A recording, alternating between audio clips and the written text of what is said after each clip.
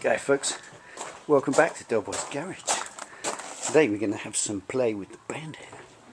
I don't play with the exhaust today, and I want to kind of shorten the exhaust a little bit and stumpy it down. So I've been down to my favourite tool shop and I got some new Allen keys. Shiny, nice, new tools. Who doesn't love new tools? Yay! Got some stainless MIG wire as well, because I just normally got mild, and I'm going to need stainless if I'm going to weld on the exhaust. I've got some new tips, so some nice new shiny tools. I always like new tools. Right, the job today I'm going to do is going to shorten this exhaust down on the Yay Bandit, and I don't like this zoom tube on the back. It kind of looks like a sports bike thing. Would normally cut it to about that length, and don't know, that just makes them sound louder, which is good, but I always think they look, oh yeah, you've cut your exhaust down, so I want to do something a bit different. And I'm thinking this section here is quite big. It's a good 3" in size, so I've got a bit of a plan. I'm just going to whip this off. This bolt's broken out anyway, and I think when I just do this in a sec, these are going to snap off as well, so I'll have to drill out those and helicoil them anyway in this billet alley plate. So that will just get refurbished until it's all yummy, lovely, polished, and I'll probably stick it on eBay, and I think that's better than butchering it. So that's what'll happen to that. This will then be as far as the exhaust goes. I want to kind of just leave it here. I want kind of a short, stubby drag race exhaust, something a bit neat, but it's obviously going to be horrendously loud. So the plan is to do some measurage and try and use one of these Harley Davidson baffles. Now these came out of the iron and they're kind of pretty baffled, and I can cut them down, weld them. They're kind of welded anyway.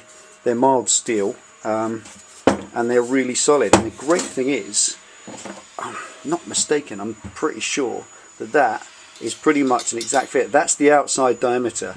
That gap there is the outside diameter of that pipe. So can't measure the ID yet, but when I do, I'm pretty sure, as you can see, this is going to go down inside it quite nicely, quite wedged, and it's got a little hole with a thread so I can screw them in, so I can make a proper baffle, quieten it down to a livable level, stop the flames shooting out, and still have it half livable and not end up getting a ticket. So that's the task for the day. First job, get that can off. Got some new Allen keys for that purpose, because I only normally use these things, and you can't get the socket wrench, you can't get the ratchet in to get in on the curve of the pipe, so I had to go and buy some of them. Any excuse to buy new tools, boys. Hee. So let's get sorted out, let's get that thing ripped off and see if I can make some measurements, see if this is going to work. Stick around, stay tuned. Oh, that was a little bit of a wrestling match. As you can see, all 3 of the bolts sheared off in the end, just rusted, corroded in completely. If people had only just put a little bit of copper slip on the thread, it wouldn't happen, but there we are, they're in there. So I've got to file those flat and drill them out at some point so that I can sell that, but for now I'm kind of moving somewhere. That's what's left, and of course, as is traditional, we have to check out what it sounds like. This is the standard 4-into-1 downpipe sound without any silencer. Clutch. Two-handed job, just a sec.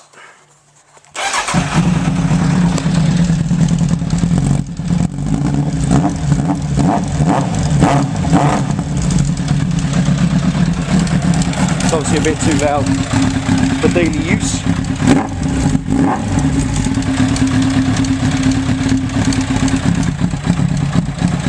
But it's not hideous. That just needs a few decibels taken out of that. So I'll make a little baffle. Inside there is actually a choke. As you can see in the light, there's kind of a choke in there which reduces it in size, and that goes all the way down to the front. So whatever I put in has got to be that size. Okay, moved on a stage. Now, what I've come up with was cutting down one of those baffles I had. Just cut 3 inches off the end, because that goes very neatly. It fits in there. So in a reverse sense, that will fit in there as an exit. I can trim all this off afterwards just with a disc, and then that will sit neatly in there, bolt there, drill through. I could just tap that in and that will have a nice little, quite effective baffle in there. But the problem I've got at the moment is that is the same diameter as that, and the simplest solution is to cut that and reduce it in size slightly. So that's going to have to be a disc, I think, because that side at the top I want to leave the same. I don't want to reduce that. I just want to reduce this bit. So I've got to break the welds and then cut that down. A lot of work, a lot of messing about, butchering something like that, but when it's finished, hopefully it should be a little baffle that will just slip in the end, quieten it right down, and it will just be a nice road can, or a nice road exhaust without any exhaust can.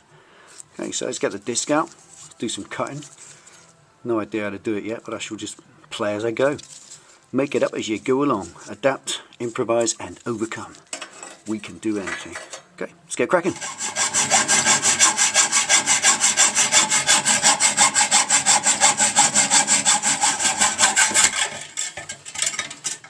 Right, and that should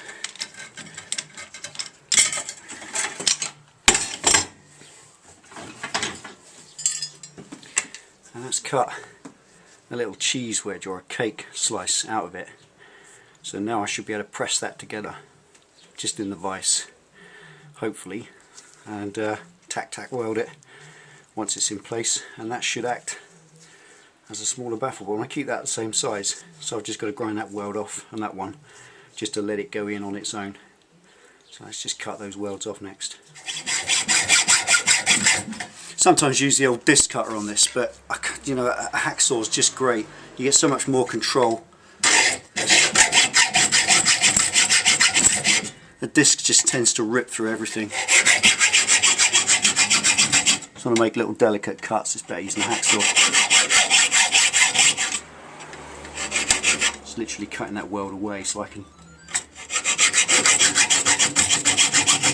just knock it off with a chisel. There it is, done. Okay, the weld's undone. I just want to pop the blade down through.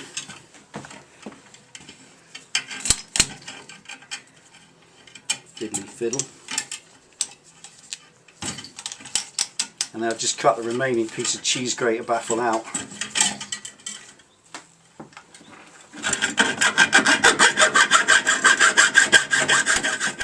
Bomber clad. Your bomber clad. That's for anyway. Right. Now I've removed that, taken the weld off. Should be able now to lever that out.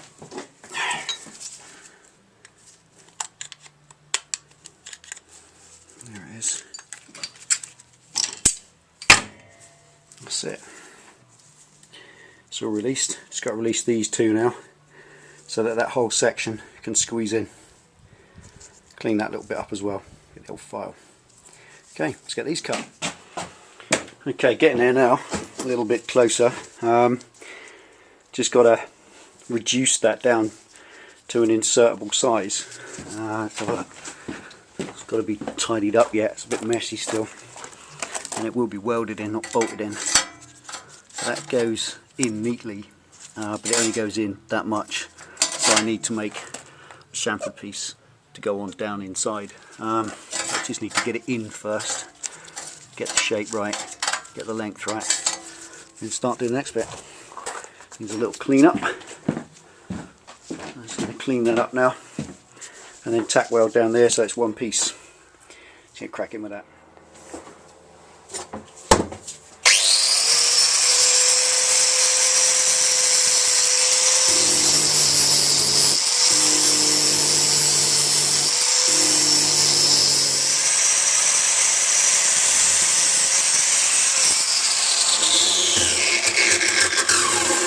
Right, okay, cleaned that up a bit.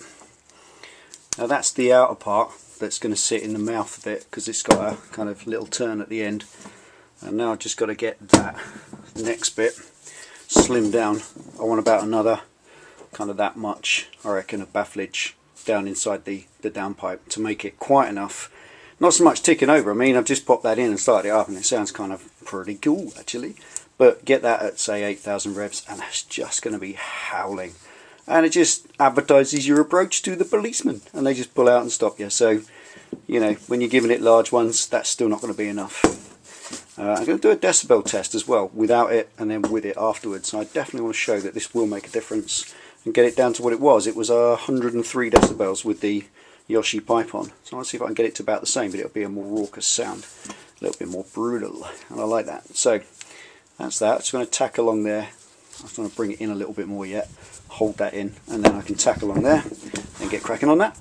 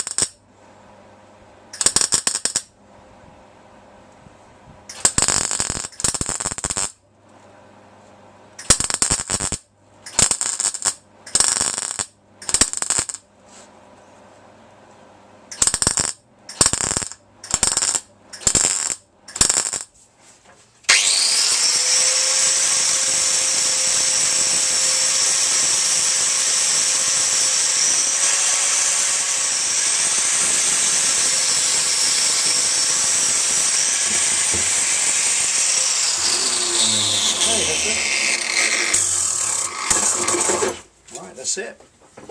Pretty much it for now. That's the first half. Now I've got to make one that curves off at an angle and weld it to this. But firstly, a test fit. We deserve that. Treat ourselves. Let's have a look, see how it fits. That pipe.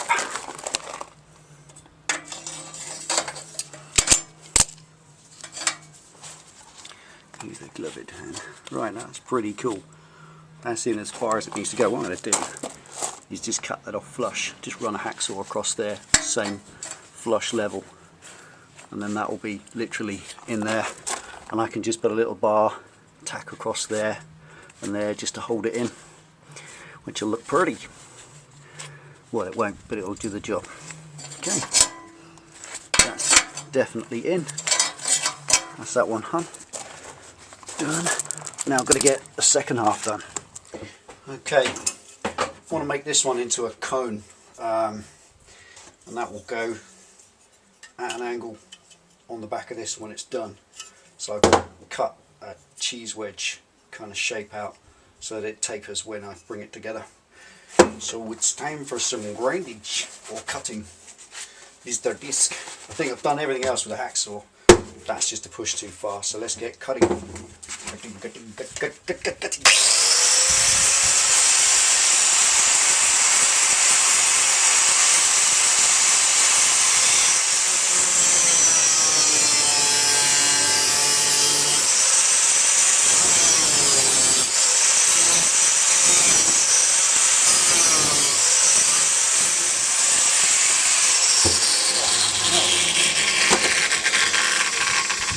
You must get a full face mask. Right. Okay. I'm going to cut the guts out of this now so that it can shrink up.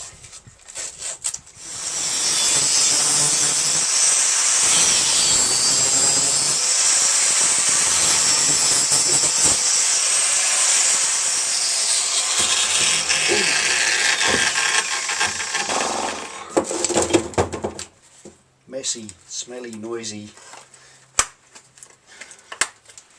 Right.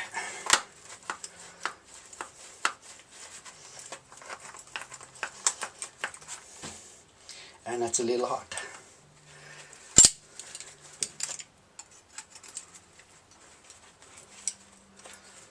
Okay. Alright, now getting the shape, just using the big old snap-on grips and just manipulating it, squashing it in on itself to make a cone to go down inside the downpipe. Loads of purchase with these things. It's working a treat.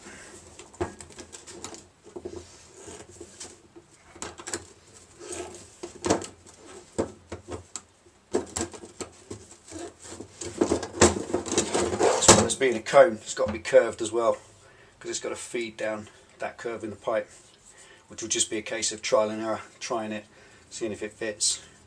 bending it a bit more and so.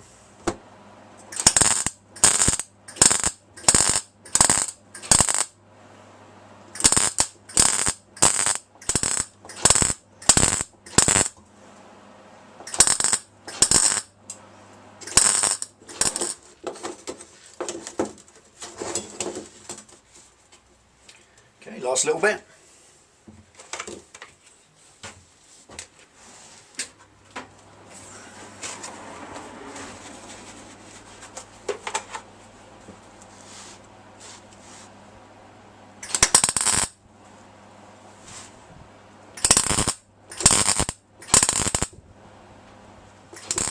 Okay, only get the hang of that in the end.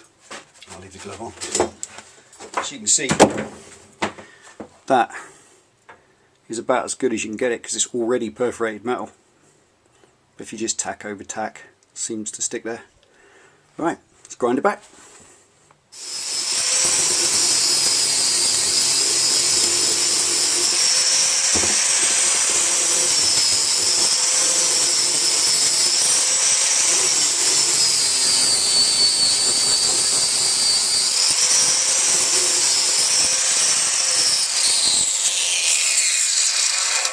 Alright, again, if you're wondering why it's a big chili, like a big cone, it's because it's got to go around a corner, and that will then feed round the corner and fill the exhaust, do quite a good baffling job. Now I've just got to get that angle right and weld those two together. Let's just go measure it.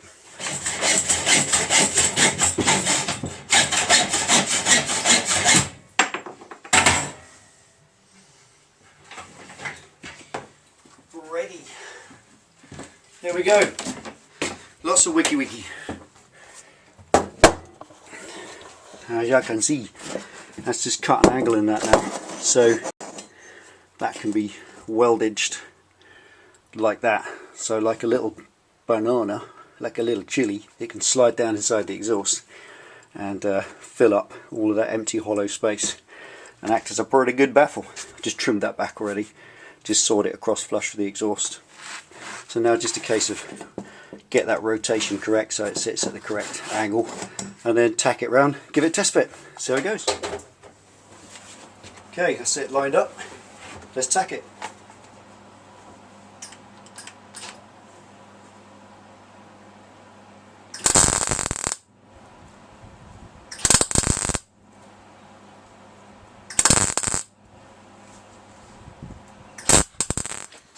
There it is, all finished.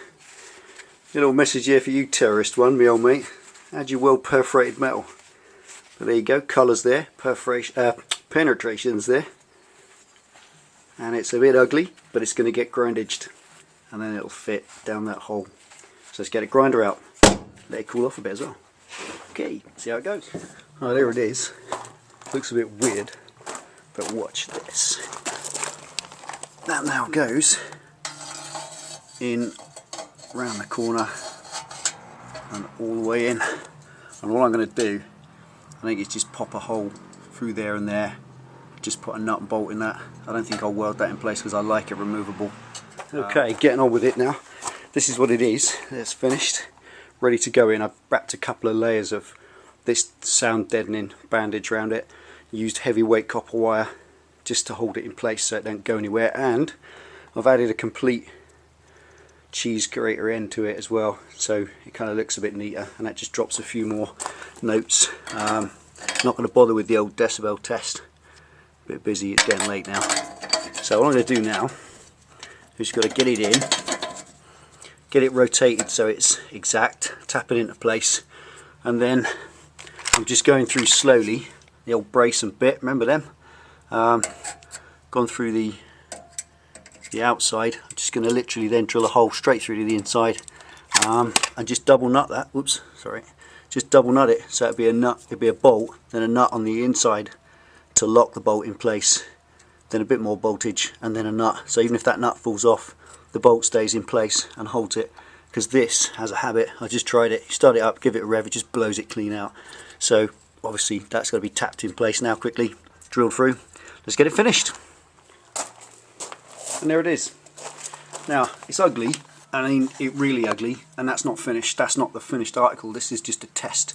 You know, I'm going to run this for a few days. I'm going to test what happens. Going to see what the carburation does. Obviously, it might need to be dynajetted because it's running shorter, but I've got lots of back pressure in there. It does sound absolutely lovely. I'm just going to go for a little ride in a minute, run it around the block.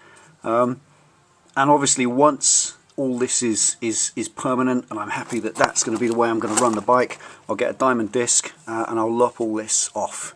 All this flangage here, all this bit round the sides will just get sliced off with a disc, and then take the bolt out, and all I'll do, just run round the outside here, just like a ring of stainless, and obviously that will cover that up and it will make a really nice job. Lap all this back, so it will just be a straight pipe that will just come back, will just go straight in, and then there'll be...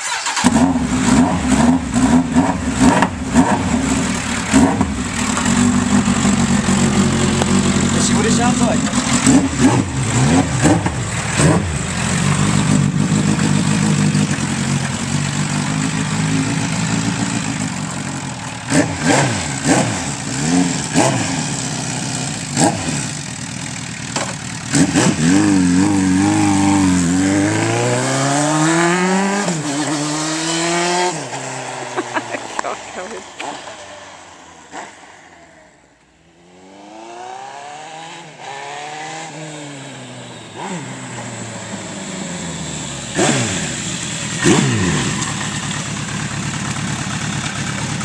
Sounds nice, doesn't it?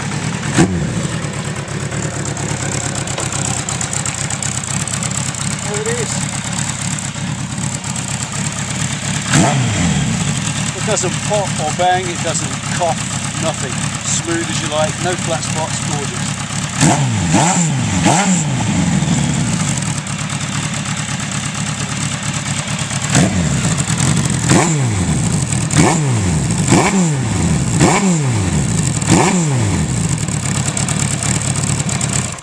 There it is. That sounds just what I wanted. It isn't loud, it isn't raucous, it doesn't pop or bang on shutdown, which shows it's not leaking. There's no flat spots, the carburetion's perfect. Gloves off. And it's just exactly what I wanted to do. So I'm going to run it for a couple of days just to make sure it doesn't develop anything. The wadding inside will pack out slightly. It will kind of puff up with carbon and stuff, and it will seal. There's just a tiny little crack when you rev it, and I don't like that. So that will stop as it pads up. But that is exactly what I wanted. That's the right result. A kind of crackly, barky kind of drag brake sound without having to have a can. So if in a couple of days that's still running right and it hasn't spat itself out on the motorway somewhere, then I shall just weld a little ring around there to keep it in, and then cut all this gubbins off, polish it up, make a nice job of it. So that'll be another video. For now, that's it. Thanks for tuning in and watching Delboy's Garage. See you for the next one.